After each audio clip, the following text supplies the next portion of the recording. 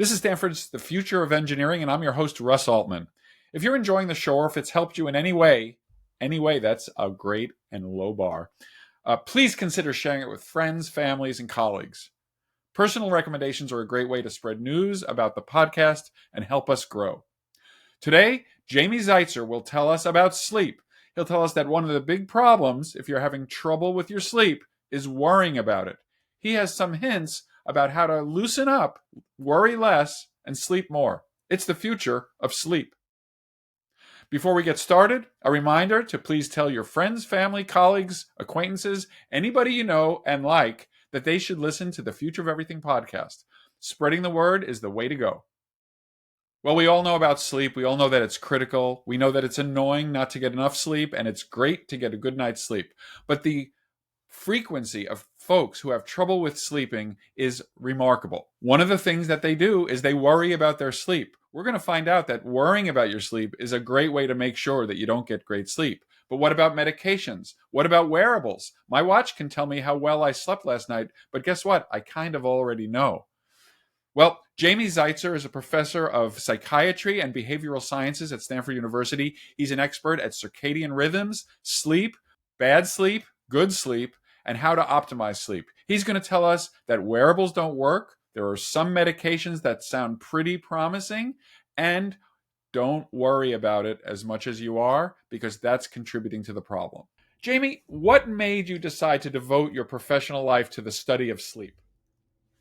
Probably the old adage of, physician help thyself. Never been a good sleeper, always had problems. Actually came in through a back door. I was trained in circadian rhythms, but found that sleep paid the bills better. So, okay, well, that leads right to what I wanted to ask you about, which is two things. Why do we sleep, and how is it related to our circadian rhythms? And maybe you should define for those who haven't thought about circadian rhythms very much. What are they, and how do they relate to sleep? Sure. So circadian clock, something I didn't hear about until graduate school. So if people haven't heard about it, that's okay, though it is definitely more out there right now. These are intrinsic 24-hour rhythms. I find them particularly appealing. They are endogenous to an organism, and you find them in every single organism that has ever been studied on the planet Earth. So there's obviously something incredibly important about them if throughout the evolutionary tree you see them. And these are basically, the key to these rhythms is that they allow you to anticipate changes in the future. So as opposed to responding to the environment, you can anticipate them. And so one of the obvious anticipations that we have as humans is sleep. And so it's very much intimately involved in the timing of sleep, when we sleep and how we sleep. So it sounds like, from what you're saying, I'm kind of, it's kind of implying to me that circadian rhythms might have lots of other uses to the organism other than telling us when to go to sleep and when to wake up. Absolutely, they're basically involved in pretty much any physiologic process. I mean, the vast majority of them have a circadian component. The real question is, what is the magnitude of that component? Not if it, and in fact, when people show like, oh, there's no circadian component, I'm like, wow, that's really important, because it means that you have to be up all the time. There's no anticipation for it. And so everything, if you look at immune system, if you look at breathing, heart, diet, every aspect of your physiology, there's a circadian component. Okay, great. Okay, so and now let's go to sleep. And I kind of buried it, but like, do we understand why we sleep and why it's critical? No. Okay, thanks very much. Yeah. That was Jamie Zeitzer. There you go. So, I mean, we have ideas about what happens during sleep. What exactly, why is it important? I mean, by far, if you take a look, by far the biggest effect size about losing sleep is you feel tired. And it's not even, I mean, it's more than tenfold bigger than any other like cognitive effect. Like basically, is your cognition as good if you don't get enough sleep? No. Is your memory as good? No. Is your metabolism as good? No. But all those pale in comparison to the fact that you feel tired. Right. And so, what is sleep doing? Well, it's doing a lot of things. I think that there's no singular thing that it does. It prepares us for being awake, and anything that can be optimized during sleep while we're not awake and gathering information, that's kind of what happens there. So you said earlier that part of the reason you entered the field is, have problematic sleep, and I want to get into that. Well, perhaps not your personal sleep situation, but the issue. But I will also just disclose that I feel very lucky to be. I don't know what the word would be, but gifted would be the only thing I can think of, and it's been an incredible asset to my life. When I get nervous about things, I actually go to sleep instead of like staying awake, and it was extremely adaptive, like as a student and whatnot. Okay, enough of the biography. Um, I know you've studied a lot about light, and there's a sense that we all have that the circadian rhythm, in some sense, is kind of synchronized with the sun. And so, tell me about the role of light, and particularly in sleep. Sure. So the circadian clock in humans on average is a little longer than 24 hours, around 24.2 hours. So it has to synchronize to a 24-hour day. How does it do that? Mainly through light. And so basically your light exposure is dictating where the circadian clock is placed. The most, obvious place that you experience this is when you travel across time zones. You go into a new time zone. How do you adapt your internal clock to the external time that you're living on? That's through light exposure. So the light exposure is basically dictating where the circadian clock is positioned, and therefore when you're sleeping, when you feel tired, when you feel alert. And is it sunlight? Is that what we need? Are there certain waves of light? I know you've looked at flashing lights. This is all very interesting. Yeah, so basically anything you can see can impact the clock, and it's just a question of magnitude. If you are completely optimized, so you've been in a dark environment for a long time, even fairly dim light, just like a few candles worth of light can impact the clock. Wow. But in general, in most adult humans, you're talking about room light being effective and outdoor light being about twice as effective. Even though outdoor light is more than tenfold brighter, there's a compression of this information. But that being said, room light, it's about half as important as outdoor light. So even what you're getting in a standard, office environment, home environment can be very impactful. And does that have any implication for like optimal? So I think of room light as a little bit more orange, a little bit on the red Yeah, side of the spectrum. I think of sunlight outside as a little bit more blue. sure. Does that imply if we're spending time, a lot of us are in offices, we don't get to go be outside all day. Does that make implications for what kind of lighting we should or should not be using in our internal environments? Yeah, so the circadian clock is definitely optimally sensitive to the shorter wavelengths, blue light. Blue. And that's because basically how light information goes from the outside into the circadian clock is a combination of your rods and cones, which again you see things with, which are more optimized in toto to green light. But then it also uses this substance called melanopsin, which is a opsin. It's basically a protein in the eye that can also respond to light, and that's blue sensitive. So this is why when you hear a lot about blue light, that's the kind of the concern. Now, again, any light can have an impact, but blue light photon for photon is more impactful. So when you're inside, the real thing about being inside, and again, after the pandemic, so many people working from home, Yep.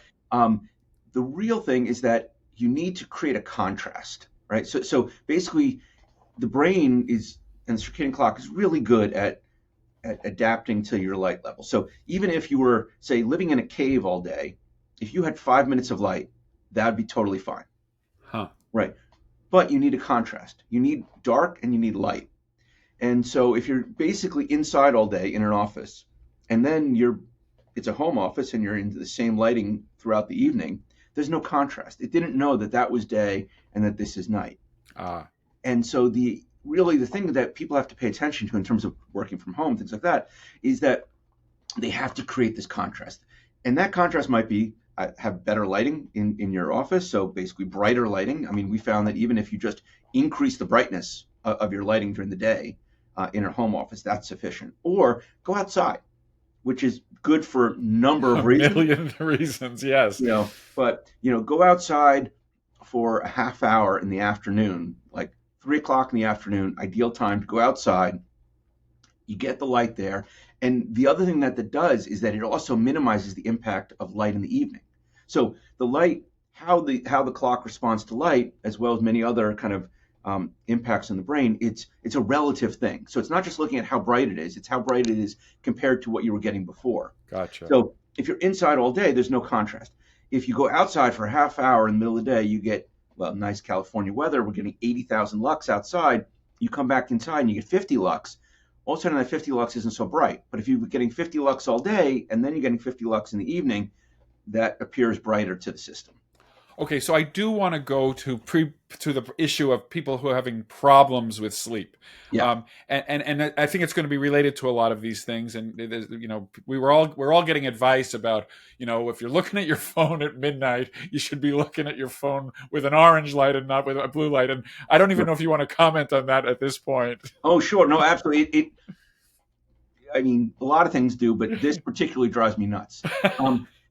So if you are, again, inside all day long, don't get any bright light, can that light from your phone impact your brain? Sure, absolutely. I mean, physiologically speaking, you keep someone in dim light all day, then you give them a phone at night, it will impact it. The vast majority of people, though, don't do that, right? They're getting any degree of light that would really minimize that light. So the problem is that when you say, oh, I've got this orange filter on my phone, now I can do whatever I want. Yeah. Like, no, it's like, you're doing things like you're checking your email, which is stressing you out, or you're on an app that has been optimized by psychologists to keep you on the app. I've got this great clip that I love playing for classes here, which is of Reed Hastings, who's the CEO of Netflix. And during a corporate earnings call, and this was several years ago, he said, our biggest competitor is sleep. Oh, my goodness. And he wasn't kidding. It's because you got the next episode button, and you just keep next episode. And so you don't pay attention to sleep. So blue light filters on phone, do they work? Yes. If you're inside all day, they're nice. But by far, the much bigger thing is the content, what you're experiencing, how it's impacting you. If you're checking something out, and you're stressing out like, oh my God, everyone else is having so much fun, I'm not having fun. Yeah, that's going to keep you awake. Or, oh, look at all this work I have to do. Going to keep you awake. Politics. Wow. Yeah, that's definitely going to keep you awake. Right. So perhaps the blue-orange thing is in the noise of all the other stuff that's happening. When you look at the effect size, it's not even close. I mean, the only good thing that it really does is that it provides kind of like an inverse alarm clock. It reminds you it's time to go to bed. Like when your screen automatically changes color, you're like, oh yeah, it's 11 o'clock at night. It's time for me to go to bed. I lost track of time. So in that sense, it can be a helpful psychological cue, but in terms of its actual effects on the brain, it's really doing quite little. Oh, okay, so let's go to problems with sleeping. It is so common. Like it's the number. I'm aware of it because, as I said, I don't have problems, and so I'm maybe sensitive to hearing how many people are struggling with it. It's a topic of conversation. What can you say about it? Like, what are the sources of this? What I am impressed by is when you ask, I'm a doctor. I can ask somebody, "How's your sleep?" I do not have to explain what it means. They know if it's good or bad or middling. And so tell me about sleep problems and how we should think about them. Yeah, so it's good that as an MD, you actually ask people that question, because most MDs do not want to ask that question because then they'll get an answer and they don't know what to do. Right. So then it's like, oh, I've got to document that. So. And doc, can I have a pill, please? Exactly, because that's what people want. I mean, they just want they want an on-off switch. We don't have that. There's been a lot of concern about sleep. There's been a lot of there have been many things published in the lay press, books, telling us how terrible it is to lose sleep. I don't happen to agree. Now, I'm not saying that the data are wrong, but I don't happen to agree that scaring people into getting more sleep is actually an effective way of getting them more sleep. What it does is it makes them more anxious about their sleep. And the only thing worse about not getting enough sleep is not getting enough sleep and being anxious about it. That's worse. I mean, the stress that you're experiencing, that's doing far more damage. Honestly, losing a night of sleep or not getting great sleep, it's more like a lottery ticket. Very long odds. And you're talking about like you telling someone who's 25 years old, you know what, you should get better sleep because in 30 years, if you don't get good sleep now, you're going to have like a 3% increased risk of getting diabetes. I mean, it's stupid. I mean, that's not going to actually change people's behaviors. So there's a lot of anxiety, and that's causing problems. We can talk about wearables. They don't work. They're not Oh, accurate. wow. Okay, so Um, you went right to the wearables, and yeah, like my watch every morning is telling me exactly how much time I spent in each of these phases that I don't really understand, right. but it's very impressive. Yes, it's nice, but if you're in you, it's probably actually reasonably accurate. In bad sleepers, it is Ah, completely inaccurate, ah, and and there are a number of reasons for that. And but the biggest problem is that even if it were 100% accurate in everybody, it's decontextualized information. It makes people anxious about their sleep, especially if they're getting good sleep, fine, great. But if you're getting bad sleep and it's accurately saying, well, you didn't sleep well last night, you didn't get a lot of deep sleep, you got too much N1 sleep. What am I going to do about that? right. Like now you're just making me anxious. Like before I just woke up and I was tired. Now I'm waking up and now I'm anxious. Yeah.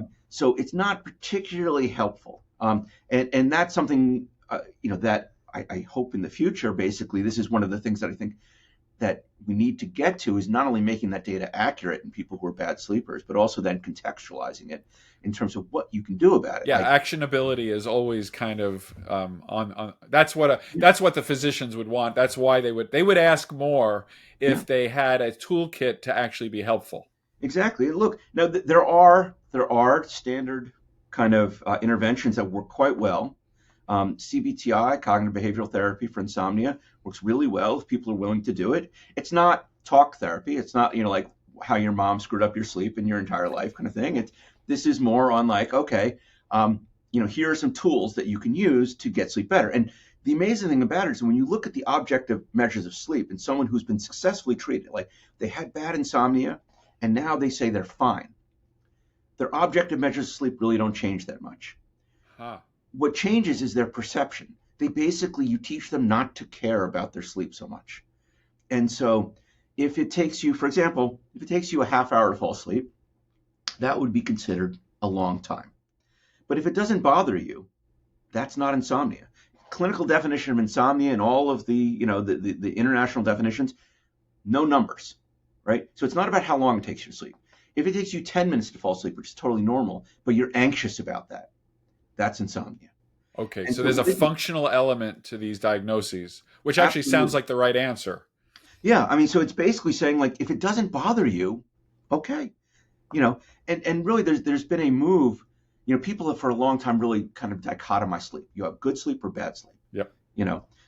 Now we understand that there are people with good sleep and there are people with pathologically bad sleep, but it's a bell curve, and there are different components. Duration is just one of them. You know, how regularly you go to sleep. Like if you might have like when we study college students, they're wonderful to study because I often when I lecture to them, I'll thank them because I say because you do things to your sleep that we study that ethically we're not allowed to ask you I to was do. going to say the ethics board would never let us do what you do to yourself. No, in a million years.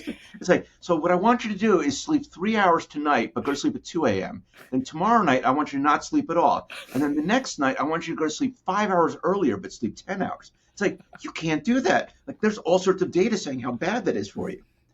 But people do this. So, and they very rarely have, insomnia. I mean, there are many college students who do, but Right. they're usually so sleep deprived Right.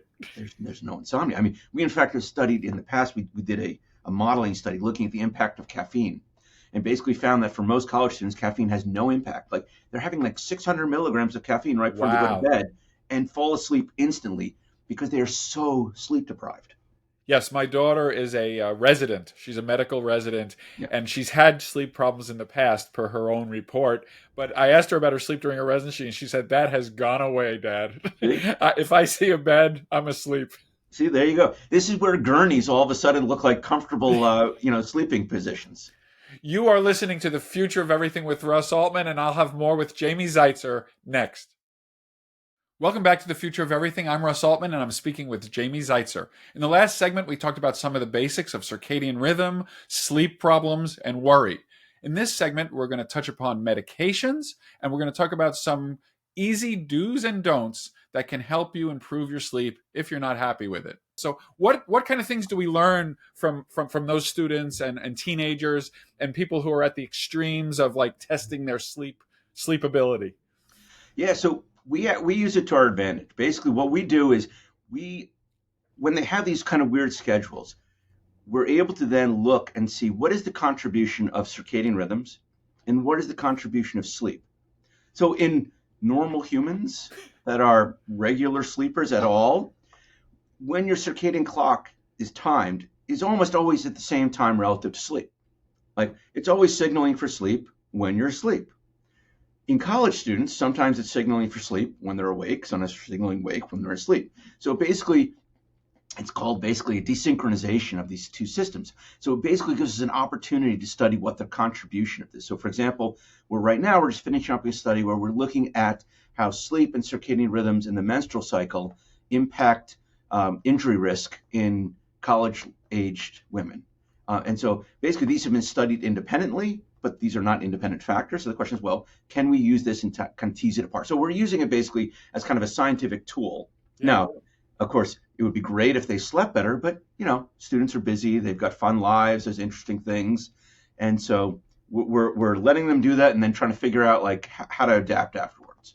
Really interesting. So that made me think that is it something about college or is it that age group? So if I look across the world at people in that age range, let's say 18 to 22, are they kind of always a little bit wacky with their sleep, or is this a phenomenon about the college? I think it's a combination. I think at that age, basically, you have the independence to do this kind of stuff, and you also have the recovery. As I tell my younger students, like it's not that I can't do it anymore; it's that I can't do it anymore like every night. Right. Right. I can't stay up until 3 o'clock every single night. I can do it every once in a while, and then it kills me for a week. But they can do it, and then just like roll out of bed the next day, fine. So their recovery is remarkable. So basically, they can do it, and it's fun. And I think it's at a time of life, especially in college, but even if you're not in college, even if you're working, where there's a lot going on. Yeah. You're exploring a lot who you are, various kinds of interests, things like that. So I don't think it's unique to the college, but I do think that it definitely accentuates this. It gives you kind of a protected realm to kind of do this, and and occasionally study and things like that. So what about folks who are, they grow older and they're involved in shift work. They have shifts, nurses. We all know the kinds of folks who do that. That's a big deal for them, I'm guessing. And how do they manage it? And what do you learn from looking at their? Do they just switch their circadian clocks, or is it more complicated than that? Yeah, so they try to, but they can't. So basically, what happens is we have the technology to flip people's clocks. We can make day people night people day, not a problem. But it takes time. Let's put a pin in that because we want to hear about that for sure. Yeah. So, but it takes time. It'll take like a week. So if you're on permanent night shift, you can totally do that. But the problem is that people who are on permanent night shift, then on their days off, are day shift. Right. They want to be awake during the day, see family and friends. Right. So we don't have the ability to flip people back and forth. Let alone what is more common in shift work, where it's people kind of flipping back and forth on multiple different days. So they end up basically getting meh sleep all the time and then being tired a lot. So we try to work with them, things like taking naps, prophylactic naps, so basically nap before you go on a night shift. I have to say a lot of the older nurses that we've worked with, they enjoy that. My wife, she's a hospitalist, right? Pediatric hospitalist. And so I think it's basically to directly insult my profession because she's worked 26-hour shifts for the past 20 years. Wow. But she likes it because it gives her a flexibility in terms of her schedule and being able to, she was able to be with the kids when they were younger, and now when they're a little older, to be able to see them after school. So it gives them a certain flexibility. Other people are on shifts because they have to. It's economic necessity. They don't want to be on shifts, right, but they have to. And it's difficult to do this. It's difficult to sleep during the day. We can do that. We've got medication that we've tested. We've shown that we can take people who are shift workers and basically have them in the wild. So they're doing what they do. They normally sleep around 4 hours, and we can give them medication that basically suppresses a wake promoting signal, which is hypocretin, and basically suppresses this signal. And hypocretin is something that, if you don't have it, you have narcolepsy. But you can suppress the signal. It doesn't do much else. in humans accept this wake promoting signal. So when you suppress that, they go from getting 4 hours of sleep to getting 6 to 7 hours of sleep. So you can totally get that if you're willing to take a medication during the day. If you're not willing to take a medication, Huh. it's really hard to get more than 4 hours during the day. Okay, so you said the word medication. I know everybody is interested in this. So talk to us. We know about benzodiazepines like Yep. Valium, Yep. and we know. So tell us what the status is, and does any of this work? Is any of it look promising to you? Where are we? Yeah. So benzodiazepines work great if you don't want to be awake, right? They don't recapitulate normal sleep. But for most people, for short term, your dog just died, you're totally stressed, you can't sleep. A benzodiazepine does exactly what you want, which is it puts you into a state of not being awake, right? So that's fine. I totally see how that works, and I support that, and I think it's a great kind of medication to basically anesthetize people, put them, into a state of not being awake. So I'm not staring at a ceiling for 8 hours. Right, and anxious and stressed and feeling miserable. At least you get some degree of sleep. Again, it's not perfect. It definitely is not the same as normal sleep. So there are many other drugs that have been used for years for sleep. None of them really recapitulate normal sleep very well. Using medication for chronic sleep is not a great solution. People use it all the time, though. The most common things that people use are antihistamines, Yep. and antihistamines work quite Benadryl for well. the kids on the flight to the East Coast. But you got to watch out because if they have the paradoxical hyperactivity, Bad so news. yeah, so test it out before you go on the plane. But so I mean, it works. Antihistamines work great in the sense that histamine is a wake promoting peptide. You're going to suppress that wake promoting peptide, which enables normal sleep, and that's fantastic. That's what you want. Then you get normal sleep. However, antihistamines are not just antihistaminergic; they're also anticholinergic, so you get Right. a lot of cholinergic side effects. They also obviously work on all histamine receptors, including H1, which are on immune cells. Right. So it's, you take the same drug if you've got hay fever as you do if you want to go to Yeah. sleep. So it's not ideal. So there are people working on drugs that are going after the H3 receptor, which are autoreceptors on the histaminergic neurons in the brain. They would be more specific.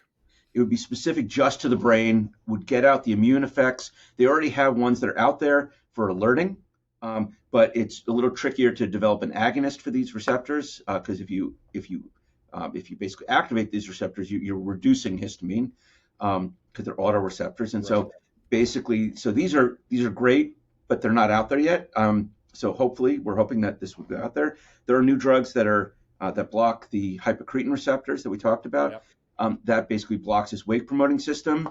Um, they work okay for some insomnia, especially if you're trying to go to sleep at the wrong time. So weird thing is your strongest circadian signal for wake occurs right before you normally go to sleep.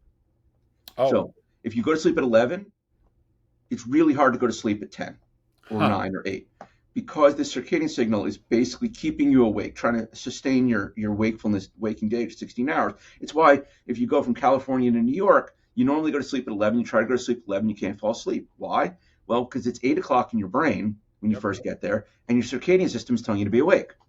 So the So circadian system at bedtime is more like a cliff. It's not a slow. It's not a slow reduction. It's cliff is the right absolutely, metaphor. yeah, it really you have this weird window of opportunity for sleep where basically when the circadian system turns off this strong alertness signal, which really is a very robust signal and does drop off, as you say, like a cliff, that's your opening of this window to go to sleep. If you spend too long awake after that, the brain's like, oh, Russ, you're trying to stay awake. Let me help you Let me out. help you out. Let me over ramp all of these systems that shouldn't be up right now. So we're going to increase norepinephrine, we're going to increase dopamine, serotonin. Let me help you out. And so then you become agitatedly awake, and then it's hard to fall asleep. So it's a Gotcha. window. What about melatonin? So open label studies of melatonin. You give melatonin to someone who knows they're taking it at night, 30 minutes up to 60 minutes of extra sleep. Great. Extra sleep. Extra Yeah. sleep. Yeah. Double blind placebo control trial, 5 minutes of extra sleep. Oh. It's a great placebo. So basically, melatonin does not work well at night. It works well during the day, gives you around an extra half hour during the daytime. When But you it say works well the day, it helps you like with a nap? Yeah, helps you with a nap, or if you're traveling and you want to sleep, but in your body it's the daytime, then it can work. Okay. If you're doing a shift work, and again you're trying to sleep during your biological daytime, it can work. But at night, it really has a very small effect. The other problem with melatonin, of course, is that the dosing. So if you want to get normal physiologic levels, you're looking at 300, maybe 500 micrograms, which is zero point 0.3 to zero point 0.5 milligrams. Of course, you go into the store and it's Right. really hard to find something that low. It's usually 1, 3, or even 10 milligrams, which are super pharmacologic, thousands of times higher than normal levels. And the best part is if you take it at night, not only is it not really going to help your sleep at night, but the levels are going to be really high when you wake up in the morning, Ah. when it's actually going to be effective. So it's going to make you tired in the morning. So now, when I tell people not to take melatonin if they're using it, no, it's a great placebo. If you basically say, oh, I take this pill and then I can sleep, you've overcome the major barrier to Yeah, sleep. and that makes me think about all your comments earlier about worrying and anxiety, and that's Exactly. what you're treating. Yes. Yes. You're now, you have basically, you have done something which CBTI tries to train you to do on your own. You have relaxed enough to let sleep happen. Right. Because it's not something that, it's one of the weird things, like you can't actually work harder to get better sleep. Right. When I talk to athletes, they're always looking to optimize things. Right, because that's what they do. Exactly, and they're really good. They optimize their diet, their exercise, their time management. It's fantastic. They try to optimize their sleep, and that's awful. I mean, that just does not work. Great. Okay, so in the last minute or so, I love to, I'm sure you can do this. Tell us, and you've told us already, but it's fine to repeat yourself. Somebody who's worried about their sleep, what are some of the do's and don'ts that you would tell your friends, your patients, anybody about how to kind of deal with this issue? So, easier said than done. Don't worry. Worry a little, but not too much. Okay. Again, how you get to that sweet spot, I don't know. That's really hard, and that's actually my clinician colleagues who do CBTI. They're wonderful at getting you to that spot where, again, you're just concerned enough. I mean, to me, some of it is, well, a big part of it is regularity. Regularity, not only in the timing of when you try to initiate sleep. Again, that is great for the circadian clock, um, but also regularity in terms of Pavlovian conditioning. Yeah. You're basically saying, here's what happens is I brush my teeth, I wash my face, I get into bed, I listen to my podcast. Future of Everything is really good. You should listen to it at some point. Very soporific. Let's skip over that. There you go. And then I go to sleep. You set up this routine, and it's really helpful. It really helps the brain kind of anticipate, like, this is what's going to happen. Now, me, I like doing puzzles. I'll do like crossword puzzles and things like that because it's engaging enough Yep. that it doesn't make me awake, but it allows me to be distracted and actually fall asleep. Other people podcast, some people do yoga, some people listen to music. It's something which is not going to stress you out. Like, I love people thinking like I'm an alpha, I'm up all day, I'm stressed all day, and then I'm going to turn it off and go to sleep. It's like that's not going to work. You got to slow that roll during the day because it's really hard to come down. So it's finding whatever is personal to you. 'Cause there's no one thing that does it. Like, if you like doing breathing exercises, fantastic. Right. That'll work. But so will all of these other things. It's basically whatever calms you down. Alcohol, caffeine. So a lot of my colleagues are very much against alcohol. To me, it's a balance. Like, again, if it's not good to like have a drink in order to go to sleep, but if there are times when like you're flying and you're anxious and you're taking the overnight flight and having that half a glass of wine is going to help cut the edge and like make you not anxious, but then enable you to get sleep. Your sleep's not going to be as good as it would have been if you could have just fallen asleep naturally, but it's better than not sleeping at all. Right.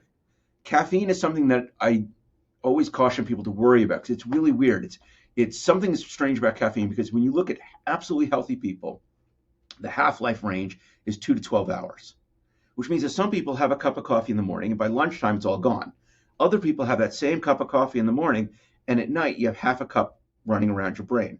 Yep. So it's really being aware. And this actually comes in as people get older, your thalamus, your gateway to the brain becomes less able to cut out these signals, right? So it's much easier As you get older, the noise wakes you up now. It used to not. Yep. Caffeine will wake you up. It used to not. All of these other things, just being aware of that. So again, caffeine, there's nothing wrong with having caffeine. As I told you, in college students, they have all this caffeine, doesn't impact them. When we look at soldiers in the military, they're having, silly amounts of caffeine, and they can, and it's totally messing up their sleep. So it's really just being aware, like, could that be impacting your sleep? Even if it's in the morning, people have shown you give 300 milligrams of caffeine in the morning, and in some people, it impacts their sleep at night. So it has the capacity to do so. It's just really being aware of whether if you're a fast metabolizer or not. And it's also where actually women on oral contraceptives, actually it changes the half-life as well. It increases the half-life. So you got to be worried about that too. That's really helpful. And I do know, again, as a physician, that people are usually very aware of their caffeine sensitivity. It's something that they've all assayed. And so you ask somebody, when's the last time you can have a cup of coffee? And they are calibrated to within half an hour about when that last caffeine can happen. Thanks to Jamie Zeitzer. That was the future of sleep. Thank you for tuning into this episode. Don't forget, we have a lot of episodes in the bank that you can listen to for a long time, and it will put you to sleep, perhaps for sure. You have instant access to more than 250 different discussions on a wide range of topics, some of which will for sure put you to sleep. If you're enjoying the show, or if it's helped you in any way, please remember to rate and review. Give us a 5 if we deserve it. Put in some comments. Help the show improve. You can connect with me on many social media platforms at Russ B. Altman or at RB Altman on LinkedIn, Threads, Blue Sky, and Mastodon. You can also follow Stanford Engineering at Stanford School of Engineering or Stanford ENG.